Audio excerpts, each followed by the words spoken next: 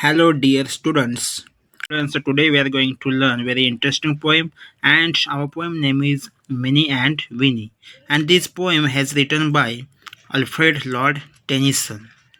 So first off, we read this poem. But before that, if you are new here on our YouTube channel, then please subscribe to our YouTube channel. And if you like this video, then please share and like and comments to this video.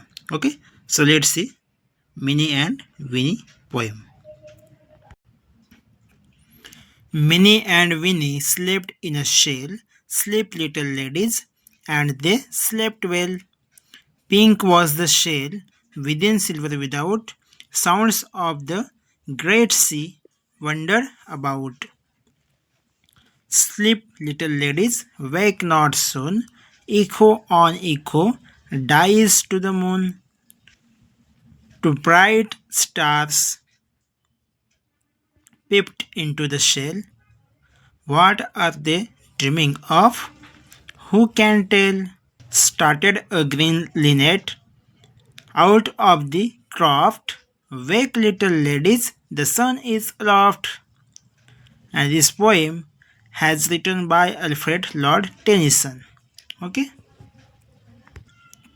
So let's see explanation of this poem line by line. The poem name is Minnie and Winnie, a lullaby. A lullaby means what? तर लुलबी म्हणजेच एक लोरी किंवा अंगाई गीत किंवा आपण त्याला पाळणा असं म्हणू शकतो. Okay. Minnie and Winnie slept in a shell, sleep little ladies and they slept well. So Minnie and Winnie नावाच्या दोन मुली आहेत. पोएट म्हणतो स्लेप्ट इन अ शेल. ह्याच्या काय दोन मुली आहेत. ह्या दोन मुली शेलमध्ये झोपलेल्या आहेत. शेल म्हणजेच काय तर कवच. त्या कवचामध्ये झोपलेल्या आहेत. शिंपलं म्हणत आपण.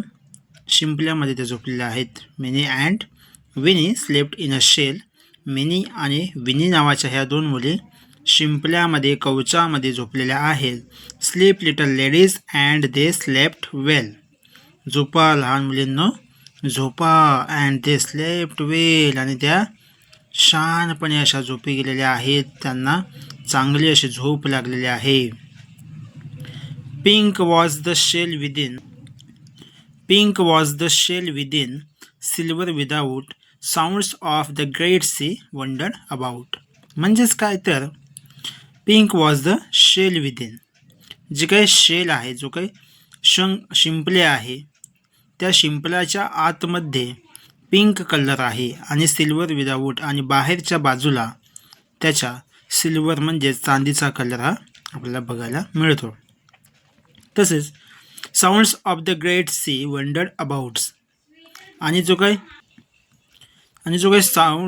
समुद्र आहे, असा ग्रेट असा जो काही समुद्र आहे, त्या समुद्राचा जो काही आवाज आहे, साऊंड्स जो काय आहे, तो इकडून तिकडे भटकत आहे. वंडर्ड अबाउट, लांब लांबपर्यंत तो पोहोचत आहे. तो आवाज भटकत आहे, फिरत आहे.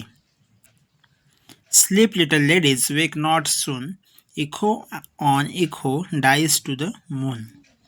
आणि पोएट म्हणतो की स्लीप लिटल लेडीज, मुलींनो तुम्ही झोपा. वेक नॉट सून, लवकर उठू नका, जागृत होऊ नका. इको ऑन इको, इको म्हणजेच काय तर प्रतिध्वनी. जो काही प्रतिध्वनी आहे तो चंद्रापर्यंत जातो आणि तो जाता जाताच अस्पष्ट होतो, डायल्स होतो. Then two bright stars peeped into the shell. What are they dreaming of, who can tell. जे काही दोन तेजस्वी असे तारे आहेत. टू ब्राईट, ब्राईट म्हणजे तेजस्वी. पिप्ड इन टू द शेल, ते त्या शेलमध्ये डोकावून बघत आहेत, त्या शिंपल्यामध्ये डोकावून बघत आहेत.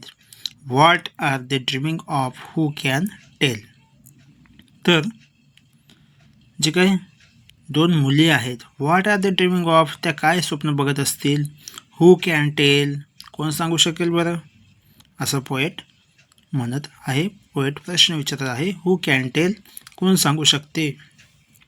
Then started a green linnet out of the croft.